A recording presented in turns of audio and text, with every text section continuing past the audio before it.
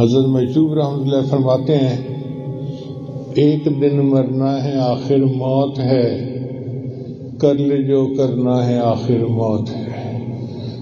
تو نے منصب بھی اگر پایا تو کیا، قصر عالی شاں بھی بنوایا تو کیا، گنج سیم و زر بھی ہاتھ آیا تو کیا، دبدبا بھی اپنا دکھلایا تو کیا، ایک دن مرنا ہے آخر موت ہے، کر لے جو کرنا ہے آخر موت ہے۔